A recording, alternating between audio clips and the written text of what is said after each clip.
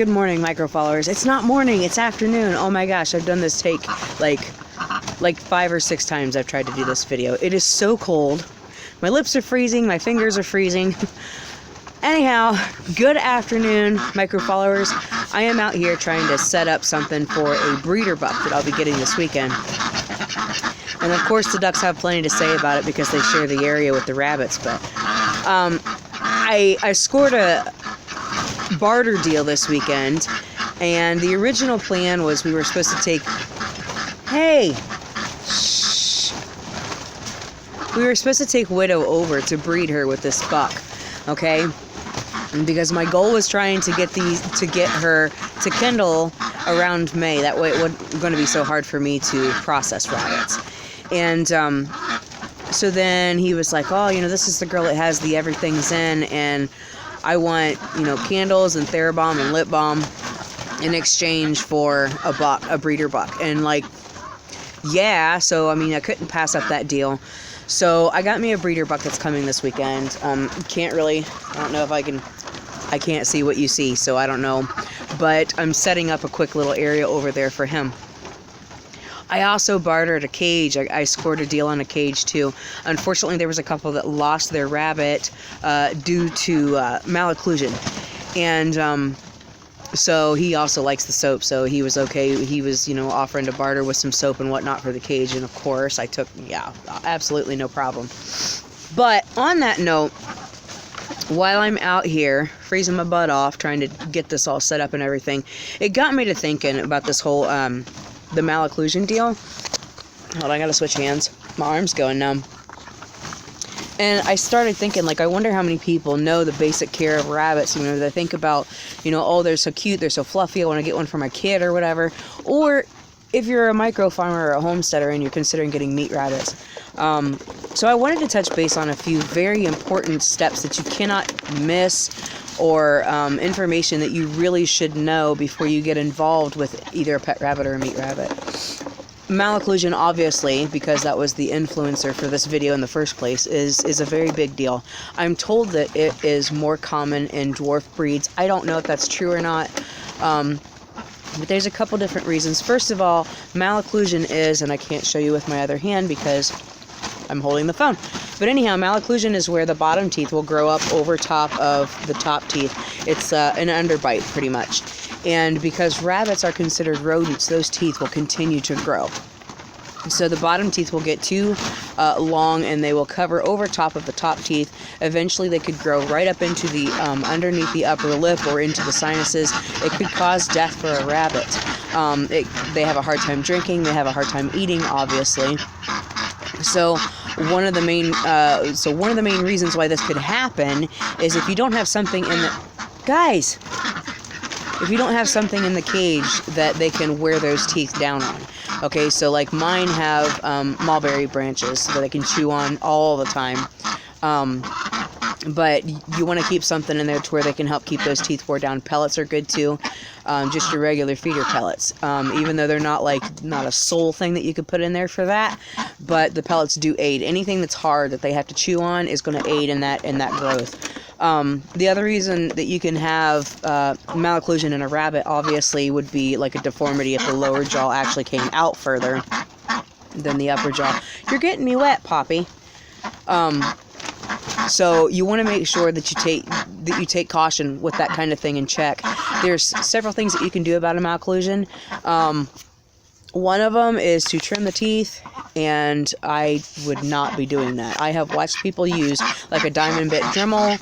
I've watched them use wire cutters, but I've also seen people that just take them to the vet and let the vet remove those teeth and let them grow back in. I just won't. I won't. That's one micro farming thing that I hope I never have to experience. Now, last time I said that, Poppy got a bumble, but knock on wood. So anyways, malocclusion is a big deal when it comes to owning a rabbit, so make sure that you know what you're talking about, know what you're looking for when it comes to something like that. Caging is another thing. So when you get a cage for your rabbit, they got these $100 setups out at the store, and they're so cute. They got all these cute little toys hanging them and all that kind of good junk, and I am telling you right now, it is not necessary. It is not good for the rabbit, and it's not necessary. It's wasting your money, and just basic rule of thumb is what I go by. If I can fit 4 of my rabbits at full growth in this cage, then the cage is big enough. Okay, the cages from the store, number 1, are not sturdy. They are not big enough, number 2. They might be when the rabbit's a baby, but that rabbit's going to get bigger. And, you know, I like my bedroom, but not enough to live in it. So, I mean, kind of picture that. So, the caging area, what are you doing, Jeffy? You like ice, do you? Okay.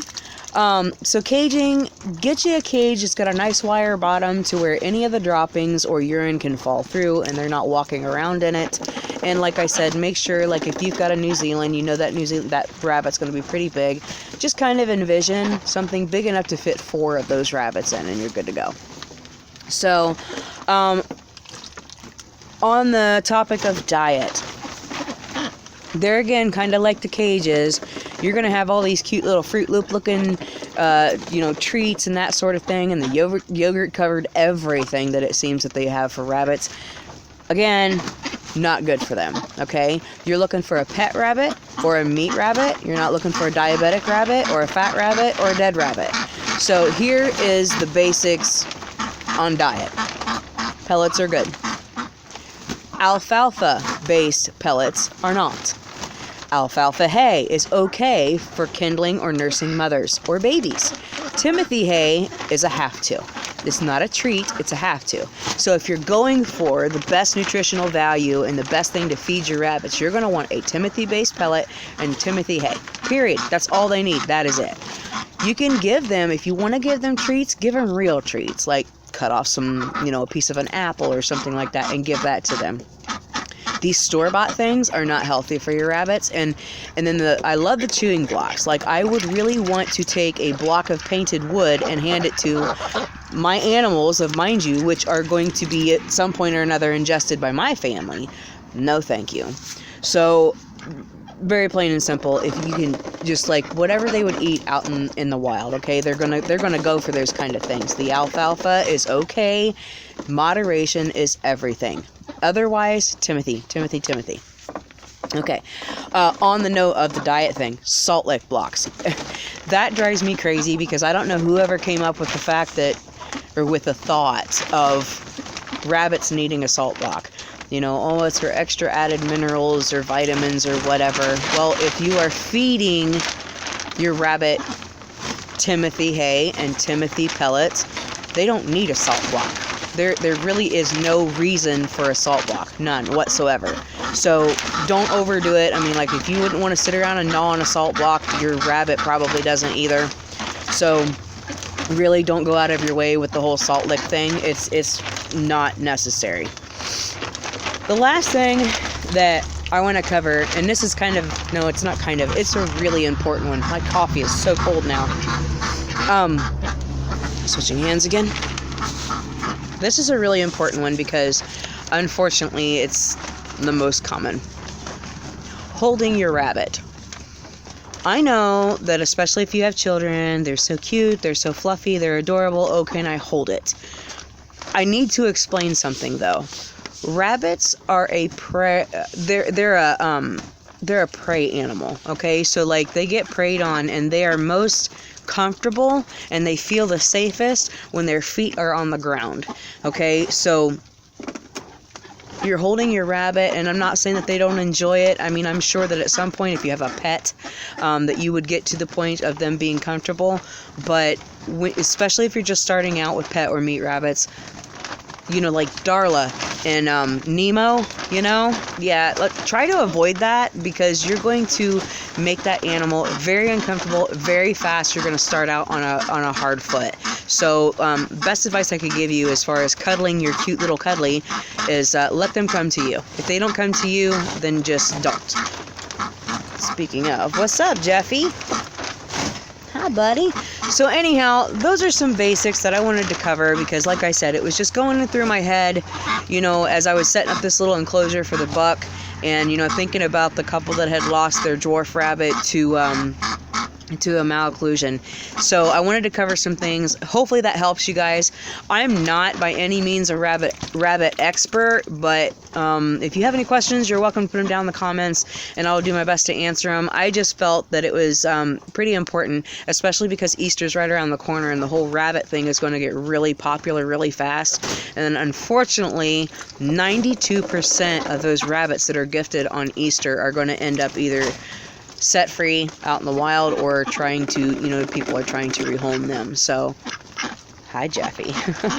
So, just wanted to let you guys know and give you guys a heads up on some starter information as far as meat rabbits or pet rabbits. So, I'll keep you guys posted and touch base with you once we get closer to the date of having the buck come in. That's really exciting. So we'll have him housed beside Widow for a little bit so they can get to know each other a little bit. And then hopefully we'll be having some babies here in about a month and a half or so. So have a good one, guys, and I shall see you guys later.